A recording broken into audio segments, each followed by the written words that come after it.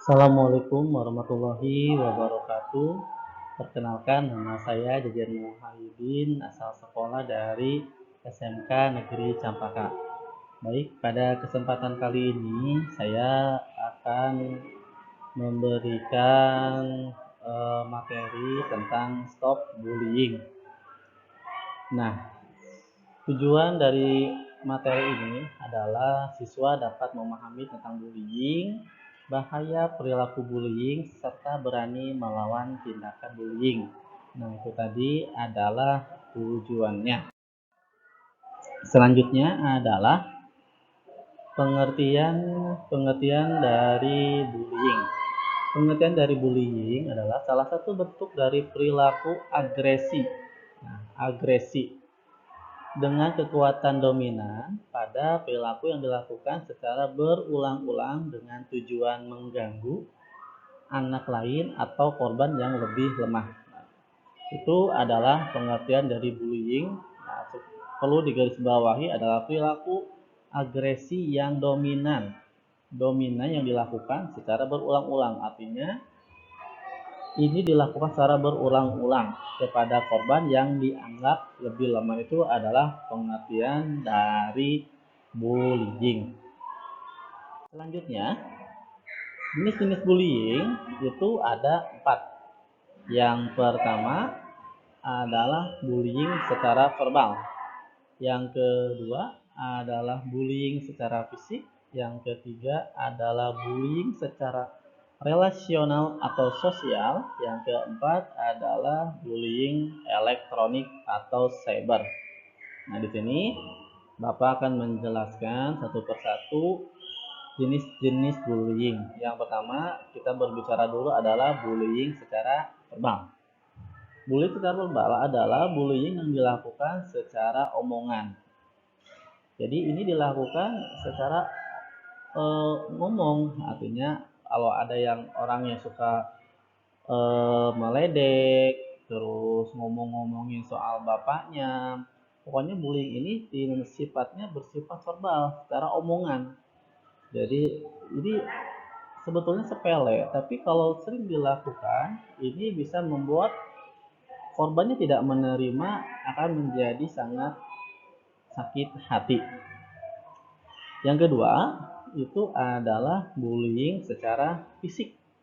Nah, ini juga sama, berbahaya sekali. Bullying secara fisik ini bullying yang sifatnya secara jasmani, artinya dia melukai orang lain, baik itu dengan tangannya ataupun dengan kakinya ataupun dengan anggota tubuh lainnya, dan itu membuat si korban menjadi terluka secara fisiknya. Itu ya, itu yang perlu Bapak garis bawahi. Kalau verbal itu secara omongan seperti meledek dan lain sebagainya. Kalau fisik ini adalah bullying yang sifatnya itu dia melukai secara fisik. Jadi jasmaninya yang kena. Ya, kalau yang ketiga itu adalah bullying relasional atau sosial. Nah, ini juga sangat bahaya sekali, di mana bullying sosial ini adalah bullying yang sifatnya itu orang dijauhi dari sosialnya.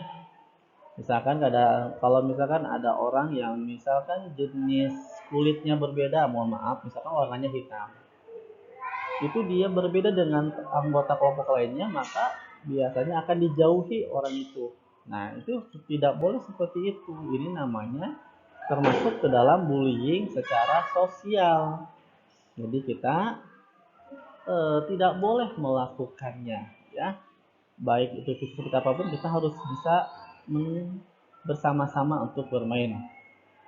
Yang keempat adalah bullying elektronik atau sering kita sebut dengan bullying cyber. Ya, di zaman sekarang ini, di zaman serba media sosial, baik itu Facebook, Twitter, Instagram, sekarang sudah ada TikTok. Bullying secara cyber ini sekarang sudah mulai marak sekali kita jumpai, di mana bullying secara cyber ini biasanya orang yang menyindir, meledek ataupun apa begitu, tapi secara media sosial. Artinya kalau misalkan ada yang nelpon itu dia kan akan meneror terus. Meneror baik secara telepon, baik secara WA, Instagram atau apapun itu yang membuat si korban menjadi tidak nyaman dengan adanya media sosial itu. Nah, itu tadi. Oke, jenis-jenis bullying Bapak sebutkan sekali lagi ya, ada 4 ya. Yang pertama verbal, yang kedua fisik, yang ketiga sosial, dan yang terakhir adalah cyber. Oke, selanjutnya adalah dampak negatif dari bullying.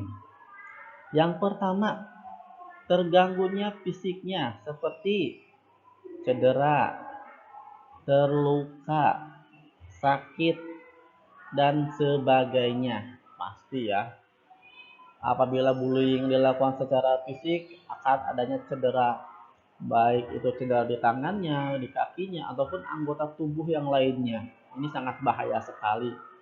Selain cedera, kita korban juga akan mengalami terluka secara fisik ataupun terluka secara batinnya atau secara hatinya. Ini bahaya sekali. Selanjutnya, terluka karena sakit, karena dia terus-menerus dibullying sehingga dia tidak kuat fisiknya, sehingga akhirnya dia drop dan akhirnya sakit. Ini juga sangat bahaya sekali.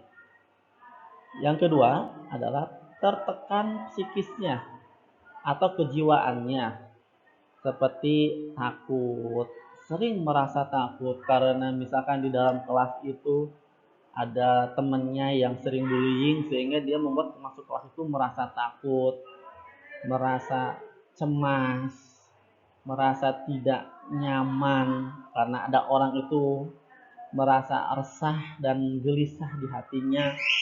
Dia tidak nyaman sekali dan merasa tertekan di dalam hatinya, tidak nyaman, tertekan sekali dalam hatinya. Dia merasa tidak betah untuk di dalam kelas, dan terakhir adalah gejala tekanan psikis lainnya. Ini juga sangat bahaya.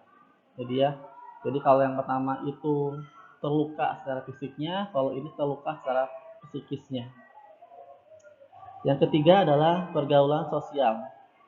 Terganggunya seperti minder, ya, dia minder, malu, sering menyendiri, sering grogi, pendiam, dan tertutup. Ini juga dampak yang sangat tidak baik lagi untuk para korban. Yang terakhir adalah terganggunya prestasi belajar seperti nilainya jelek, tidak konsentrasi belajar, lupa mengerjakan tugas, sampai menurunnya ranking di dalam kelas ini ya.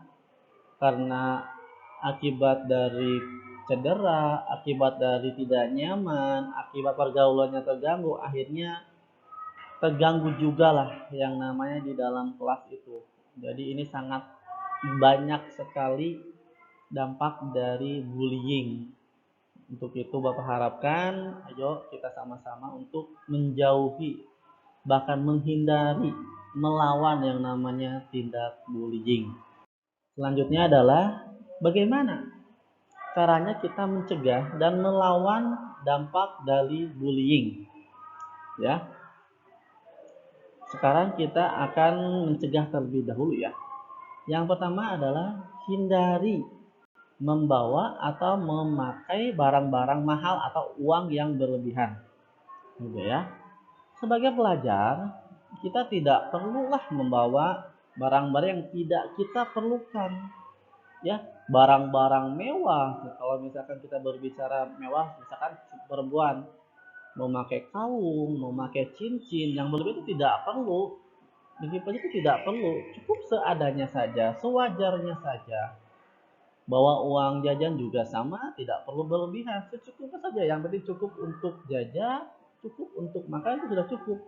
Jangan terlalu membawa hal-hal yang berlebihan. Yang kedua adalah jangan sendirian, terutama di tempat sepi. Baik cewek ataupun cowok diharapkan janganlah, apalagi di tempat sepi, jangan berjalan sendirian karena ini sangat berbahaya. Lebih baik minta ditemani oleh temannya, itu lebih aman. Yang ketiga, hindari cari gara-gara dengan pelaku bullying. Ini dia. Terkadang kita sudah tahu sifat orang itu seperti apa, dan kita kalau sudah tahu orang itu seperti itu, kita jangan sekali-sekali untuk mencari gara-gara, ya. Walaupun niatnya hanya bercanda, lebih baik jangan, ya, jangan. Misalkan kita tahu si A ini orangnya misalkan gampang marah, ya, gampang main tangan. Ya kita kalau sudah tahu seperti itu, kita tidak perlu meledeknya, tidak perlu untuk mencari gara-gara dengan dia. Lebih baik kita menghindar saja. Kenapa?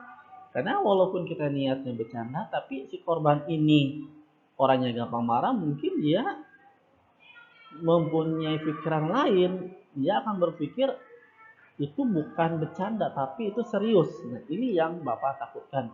Lebih baik ini dihindari saja. Yang keempat adalah jangan berada di dekat orang yang suka melakukan tindakan bullying atau berada di sekitar mereka. Ini juga sama, ya. Ini teman.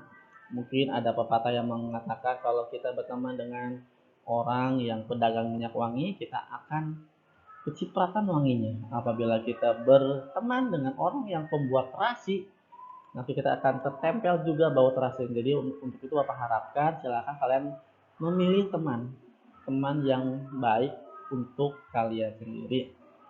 Yang kelima, kenali dan perhatikan perilaku bullying. Ya, kamu kenali dulu. Tadi Bapak sudah menjelaskan jenis-jenis bullying seperti apa, ya. Silakan kalian pahami, ya, kalian pahami agar kalian paham dengan semuanya. Yang keenam, jangan ikut-ikutan melakukan tindakan bullying. Ini juga sama, ya. Apabila ada teman kalian yang bullying, kalian tidak perlu ikut-ikutan. Kalau perlu kalian mencegahnya, ya, membantunya, itu yang baik, ya. Jadi jangan sampai ada orang yang sedang dipoyokkan, misalkan ya, sedang diledek, kamu jangan ikut meledeknya. Kalau kamu ikut meledeknya, berarti kamu sama saja, kamu sedang melakukan yang namanya tindak bullying. Itu tidak Bapak harapkan, ya. Ya, sesuai semuanya. Untuk selanjutnya adalah bagaimana untuk melawan tindak bullying. Yang pertama, jadilah orang yang percaya diri, tunjukkan ketahanan diri bahwa kita tidak mau mengganggu dan diganggu. Nah, perlu garis bawahi, percaya diri. Kita sebagai orang, sebagai siswa harus percaya diri. Ya, kita tunjukkan bahwa kita bisa. Kita tidak mau mengganggu dan kita tidak mau diganggu. Yang penting pede saja dulu, ya, pede dulu saja, ya. Yang kedua, bersikap tenang saat ada yang mengganggu. Ini, apabila kita ada yang mengganggu, hal pertama yang harus kita lakukan adalah kita harus tenang terlebih dahulu, ya. Kita jangan terlalu tergesa-gesa, jangan terburu-buru, apalah itu. Kita tenang terlebih dahulu, ya. Kita tenang, ya. Kita tenang, ya. Selanjutnya, jangan biarkan emosi terpancing. Kalau misalkan kita diledek, misalkan kita diolok-olokan, ya, bagaimana caranya kita bisa sabar, jangan sampai kita terpancing emosi. Karena kalau kita terpancing emosi, maka hal-hal selanjutnya itu biasanya tidak baik, ya. Hal-hal yang tidak diinginkan biasanya itu terjadi. Maka Bapak harapkan jangan mudah terpancing emosi. Yang keempat, jika melihat ada teman yang menjadi korban, maka tolonglah korban dan laporkan. Yang kelima, lakukan perlawanan diikuti dengan berteriak, lari, atau tindakan apapun sambil mencari pertolongan. Apabila ini, kalau kalian tidak bisa melawannya, kalau kalian menjadi korban bullying, maka Bapak harapkan silakan lari saja, ya, lari itu lebih baik. Yang keenam, catatlah tempat orang-orangnya, siapa saja. Maka apabila korban bullying itu di sekolah, kalian bisa melaporkannya ke guru.